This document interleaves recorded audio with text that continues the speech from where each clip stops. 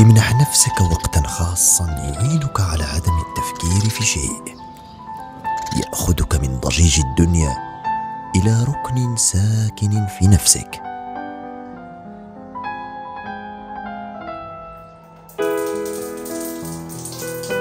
دائما لعلها خير، ربما ما ضاقت إلا لتفرج.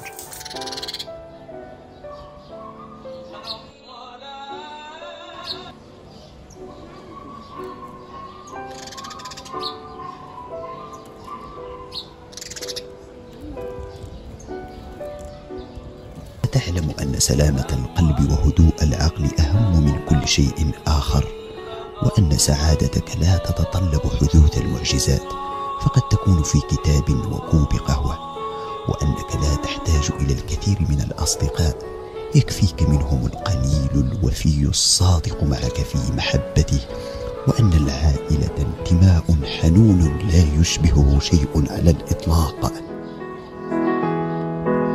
صباح الخير. مش هنزل عليكم زي كل مره واقول لكم والح عليكم انكم تصلوا على النبي في الكومنت، مع اني ليه مش عارفه انها بتبقى تقيله على بعض الناس، بس كفايه انكم تسمعوها. اللهم صل وسلم على افضل الخلق وعلى اله وصحبه وسلم. لو اول مره تشوفوني انا فريده، النهارده هشارككم يوم الجمعه، والفيديو ده انا مصوره الجمعه اللي فاتت قبل ما اشيل شقتي، وعلشان خاطر الناس اللي متابعاني بقالها فتره وعارفه ان انا بعمل تنظيفات العيد، فانا حبيت انزل لكم الفيديو ده وافضفض معاكم شويه، عشان انا مش طبعا كويسة. دايما نقول الحمد لله. انا محتاجه منكم تدوني كده كلام حلو كده في الكومنتات كلكم، وعايزه منكم كلكم كومنتات جميله تشجعني ان انا اعمل كده فيديوهات تاني زي الاول. موت عمي بعديها كده جاء اللي هو فلسطين، طبعا هم ما بطلوش ضرب فيهم، بس اللي حصل ان هم يسيبهم يعني نايمين في المخيمات ويضربوهم، وده مأثر على نفسيتي وحاجات كتيره جدا، ومخنوقه وبقيت متعصبه وبقيت عصبيه وبقيت متضايقه طول الوقت. طبعا المكتوب على الجبين لازم تشوفوا العين، وانا امنه بربنا جدا وعارفه ان الدنيا والدوام لله، وكل حاجه بتاخد وقتها، وما بيفضلش غير المعزه في القلب والحزن اللي بيكون في القلب، مش باللبس ولا بالاكل ولا باي حاجه. طبعا لو ما كنتش شلت شقتي كنت انا ما فرشتهاش ولا كنت عملت حاجه، عشان خاطر طبعا ده برضو عمي، وفي نفس الوقت يعني هو غالي عندي جدا. بقالي فتره كده مش متظبطه. النهارده بالظبط كده كان يوم الجمعه اللي فاتت كنت مصوره الفيديو ده معاكم، بس ما عرفتش انزله ولا عرفت اعمل لكم اي مونتاج صوت، لان ده كان تاني يوم وفاه عمي توفى الخميس اللي فات. الله يرحمه ويرحم اموات المسلمين جميعا، ويصبر كل من فارق ويشفي كل مريض يعني. حبيت انزل لكم الفيديو ده دردش معاكم شويه، وفي نفس الوقت اشجعكم، وانا عارفه الناس كتير قوي بتحب تهتم بديده، وبيحبوا يسمعوا صوتها، وبيحبوا يتفرجوا على فيديوهاتها ويتشجعوا كمان. مش معنى بقى ان انا جايه اشكلكم كده شويه مني واقول لكم حمسوني على رايق على نفسي يبقى انا كده بكسلكم، لا، انا عايزاكم انتوا كمان زي ما هتشجعوني تشجعوا نفسكم دلوقتي، وتقوموا يلا كده حضروا نفسكم بدري عشان صلاه الجمعه، وانا نزلت لكم الفيديو ده بدري الساعه 12 شويه، عشان خاطر تلحقوا كده تاخدوا افكار او تتشجعوا وتقوموا. يعني ممكن الفيديو ما يكونش فيه افكار كتيره، بس هقول لكم انا بعمل ايه يوم الجمعه في الطبيعي. يوم الجمعه بحاول اقوم على الاقل ساعه الا ربع بدري، احضر الفطار على النار بقى، لو هسلق بيض، طبق فول، شويه فلافل، طبق مخلل، وابتدي كده اشغل الخطبه بصوت عالي مع الراديو في المطبخ، وبعد كده بفضل بقى بسمع طول ما انا قاعده الراديو والقران، وبعدين بشغل بقى البخور، لاني بحب جدا من عادات يوم الجمعه ان يكون في بخور. طبعا لو عايزين تعرفوا القناه اللي بتجيب صلاه الجمعه هي القناه الاولى، هنا كنت بوريكم عفنتي واقول لكم بصوا الشباك عامل ازاي، دي كده عفانه. بقالي فتره حاسه بخنقه فظيعه، بستغفر ربنا كتير واقول لا حول ولا قوه الا بالله كتير، حاسه بخنقه وفرهده وعايزه اصرخ واصوت، مش عارفه ليه، ايه السبب مش عارفه، بس طبعا الحمد لله ما سبحان الله ما كتب الله لنا، وربنا يا رب يلطف بيا وبيكم ويهونها عليكم. ممكن اكون عارفه السبب بس مش حابه اتكلم فيه، وحابه افضفض معاكم باي طريقه. كل طلبه منكم انكم تدعوا لي كتير، ربنا يهونها عليا ويفرجها يا رب ويصلح حالي ويهون اي مشاكل عليا ويعديها لي على خير، وكل الدنيا كلها مشاكل، لو مش في البيت يبقى بره البيت، المهم ان في مشاكل في حياتنا، بس طالما المشاكل دي ما تمسش الصحه بتاعتنا فنقول الحمد لله. طبعا انتوا عارفين ان انا احمد تعبان ورجله، والموضوع بتاع رجله ده صعب قوي، وبجد انا طول الوقت بحاول اقويه وما بقول له يعني ان انت كويس والحمد لله وكل ده، بس يا جماعه الموضوع الحمد لله على كل حال بيتطور، يعني مش للاحسن، بس هو مش للاوحش ولا للاحسن، بس هو ثابت، فموضوع اخد وقت شويه، او انا مش حابه اتكلم كمان فيه عشان مش عايزاه لو هو شاف الفيديو مثلا بالصدفه ان هو مثلا يحس ان في حاجه، بس هو ان شاء الله يبقى كويس والدنيا هتبقى كويسه وكل حاجه هتبقى تمام.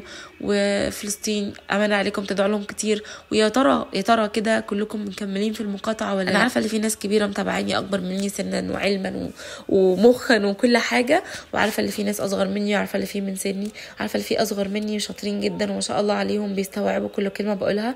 كيس شيبسي او بيبسي او اي حاجه فيها مقاطعه بلاش تجيبوها. على فكره لو انتوا هتفكروا ان الحاجه اللي انتوا بتاكلوها وتشربوها دي مش هي اللي هتعمل حاجه، يعني لا، هتعمل كتير جدا. لو مش هتعمل حاجه عند الصهيون او اللي هم اليهود دول، هتعمل عند ربنا كبيره قوي، لان ربنا بيقول لكم ايه؟ وجاهدوا بانفسكم واموالكم، باي حاجه تقدروا تعملوها جاهدوا بيها. طبعا زي ما قلت لكم يوم الجمعه بنقوم بدري ونكنس الشقه كده كلها لو ما كنسناش يوم الخميس، لان في روتين بتاع يوم الخميس. يوم الخميس ده كده بندي لكل الموبيليا اللي عندنا في الشقه مسحه، وندي للشقه كده مسحه كلها ونعطرها من بالليل عشان نقوم بدري الصبح متوضيين ونقعد نقرا في المصحف ونشوف كده الخطبه. وانا بحب جدا كده اقعد في الارض واتفرج على الخطبه. بالمناسبه انا قلت لكم في اول فيديو ان الفيديو ده كان الجمعه اللي فاتت، ده كان متمنتج يا جماعه بس ما كانش اتحط الاوت فويس بتاعه، المفروض كان ينزل الجمعه اللي فاتت فما نزلش زي ما قلت لكم ان يا عم مات الجمعه، فده من الجمعه اللي قبليها، بس صوتي هو اللي جديد لسه معاكم النهارده اللي هو يوم 31 او يوم 30. طبعا هو الخميس 30 فاحنا صباح الجمعه ف 31، وانا بعمل لكم الاوت فويس دوت يعني بعد الساعه 12 يبقى 31 يا جماعه. يا رب يجعلها جمعه طيبه يا رب على اهل السماء واهل الارض. زي كل مره بقول لكم ان الرسول عليه افضل الصلاه والسلام بيرد عليكم الصلاه على النبي بنفسه يوم الخميس والجمعه، بيذكركم او يعني لما بتقولوا بيذكركم برضو او بيرد عليكم بالسلام. من ضمن الحاجات اللي تعباني ودايما بكلمكم فيها ودايما هتستغربوا يعني دماغكم هتسالكم 100 سؤال، ان انا ماما بعدت قوي قوي قوي قوي. يعني اخر مره شفتها كانت يوم عيد ميلادي، وكان احلى يوم عيد ميلاد او احلى مره ماما كانت معايا فيها واخواتي، ودي هتكون تبقى اخر مره يعني اسمع صوتها فيها واكلمها. اخواتي بيتواصلوا معاها بس يعني في حاجات كتيره بيخفيها القلب بس العين بتفضحها طول الوقت. فعايزه اقول لكم ان ماما بعيد قوي، مش هعرف ان انا اتصور معاها تاني ولا اعرف ان انا اظهرها لكم ولا اعرف ان انا حتى اشوفها لانها يعني راحت مكان بعيد قوي. فلو مامتكم معاكم نولوا رضاها وحافظوا عليها. وبرضو كل بتشوف الفيديو بتاعي قربي من اولادك وبالذات البنات، ما تكونيش جامده عليهم او قاسيه، خليكي كده حاميه عليهم، خليكي قويه. اوقات كتير بفكر لو انا ما كنت دخلت السوشيال ميديا على قد ما هي عالم مخيف ومرعب جدا وفيها ناس كتير مش كويسه، سواء بعض الناس المشاهدين من كومنتاتهم او سواء من الناس اللي في المجال، بس ساعات كده ببقى مخنوقه لما مش بعرف اصور وانزل لكم حاجه، حاسه ان حاجه ما بيننا بتربط قويه. لما حد منكم بيخش يسالني حتى لو واحد بس، اقسم بالله عندي زي مليار مش هقول لكم مليون. فوالله العظيم بجد يعني حسوا بقى بكلمه ان انا بحبكم قوي دي، بجد انا بحبكم جدا وحياه ربنا، وانا دايما عايزاكم معايا ودايما في كل حاجه حلوه، وادعوا لي كتير كتير كتير. انا عارفه الفيديو النهارده ما فيهوش حاجات كتيره قوي، بس انا هشارككم يا الجمعه بعمل ايه، وعايزاكم تحطوا لي لايكات كتيره قوي عشان اتشجع منكم وارجع لكم بفيديوهات قويه جدا. وعلى فكره انا برد على الانستجرام، برد وقت يعني اول ما بشوف الرساله برد. ممكن ما بمسكش الموبايل طول اليوم، في يوم مثلا اكون بصور ما بمسكش الموبايل، بمنع نفسي عشان خاطر اعمل لكم شغل. ودايما بقول لكم لما تحبوا تعملوا حاجه في بيتكم ما تمسكوش الموبايل. بس على لما باجي امسك الموبايل بقى بلاقي رسائل زي الزفت، بعد ما بلاقي انا بحبك يا ديدا ومش عارفه ايه، مره واحده يقلبي لي الايه عليا، انتي مش قلتي بتردي على كله؟ فين بقى انتوا كلكم شبه بعض. تلاقيهم بقى اشتغلوا معايا في اللون الاحمر يا جماعه، بس عادي خالص. فالحمد لله انا عارفه نفسي كويس ان انا برد وان انا مش شبه اي حد، وان انا بقدر كويس جدا الناس. بالنسبه لان انا كان عندي هدوم وقلت اللي محتاجه يكلمني، في ناس كتير قوي قوي تواصلت معايا وانا مش عارفه ارد على كله، والحمد لله حاجات طلعت خلاص، لان انا قلت يعني انا في ناس دخلت رديت عليها وسلمت لهم الحاجه. بقيت الناس اللي ما ردتش لان انا عدم الاحراج ليهم، في نفس الوقت انا هيبقى كتير قوي عليا ارد على كل دول. يوم الجمعه بقى بيبقى كده في كده قيلوله شويه، بتعملوا بقى اكل كده تيكاوي، مش شرط يكون من بره بس اكل خفيف. انا كنت جايبه من عند حلو حادق البرجر والعيش ده، العيش ده بحطه في الفريزر وبطلعه يفك، بيبقى في منتهى الطازجه، بيبقى لسه طازج زي ما هو، فطازج ايه لسه طازه. وكان عندي جبنه شيدر كده حطيتها، وحطيت موزاريلا لانشون، وحطيت كمان مايونيز، وعملت كده نسكافيه، وعملت شوكولاته، وحطيت شويه كاندي لسجوده، سهره كده بسيطه انا وسجوده، حاجه بسيطه كده ليكم لاولادكم تقعدوا كده ليكي لوحدك ترفهي عن نفسويتك. البطيخ ده انا حبيته جدا جدا جدا، بطيخ لونه اصفر طعمه خطير. وعايزه لكم الواحده دي ب 40 جنيه صغيره، الكيلو اصلا بتاعه ب 80 جنيه، فالواحده كانت عامله نص الا حاجات بسيطه لانها كانت صغيره قوي.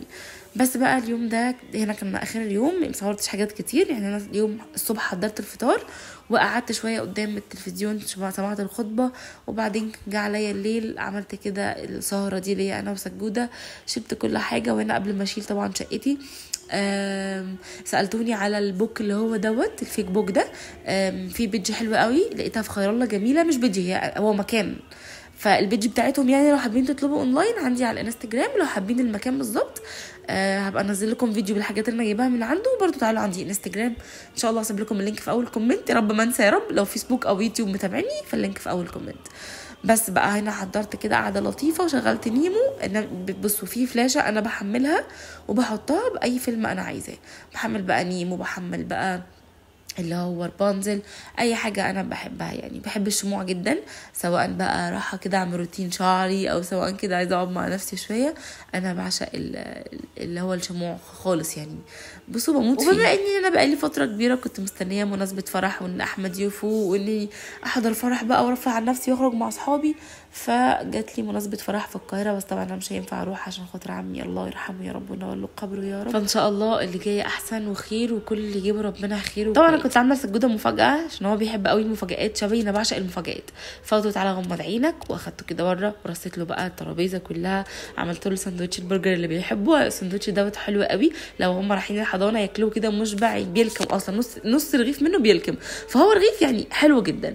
وانا اكتر حاجه بتفرحني رد فعل سجوده دايما. اعملوا لاولادكم مفاجآت، لو بحاجه بسيطه، لو بشويه فشار، لو بحته كيك في البيت هتعملوها، بجد الاطفال بتفرح من اقل حاجه. لو وصلتوا الفيديو هنا بحبكم كتير، وعارفه ان انا اتاخرت عليكم في فيديوهات قوي، نزلت لكم الفيديو ده يعني على وعسى تكونوا استفدتوا حاجه وما كنتش اخدت من وقتكم على الفاضي. محتاجاكم معايا، محتاجاكم جنبي، محتاجه كل كومنت حلو يكون يشجعني عشان اقوم لكم قولوا يا ديدا يلا وحشتينا، عملنا افكار، ادوني افكار، تحديات، ترندات. وديدا عملنا الترند ده يعني، انتم مفيش ترندات قدامكم، ادوني كده افكار حلوه، انا عايزه افكار كتيره جدا. مستنياكم عندي انستجرام لاني محتاجه لكم عندي على الانستجرام. بحبكم كتير وربنا يديكم الخير ويديكم كل حاجه حلوه، واي حاجه عجبكم في شقتي تعالوا لي عندي على الانستجرام، وانا جايبه لكم والله العظيم مكان خطير، وفي خير الله، في شارع خير الله بالظبط، في العجمي، في شارع خير الله بعد مسجد خير الله على طول، على ايديكم اليمين سنتر اسمه شهد، بيبيع جمله وقطاعي، يعني لو رايحه تاخدي حته قطعه واحده يبيع لك برده بسعر الجمله. اسعاره خطيره، كنت بدور على صينيه فطار بشمعه واحده لقيتها عنده بسعر خطير، والكواليتي بتاعتها خطيره جدا. طبعا هنا نكون وصلنا لاخر الفيديو، ما تنسوش تصلوا على النبي، وباي باي.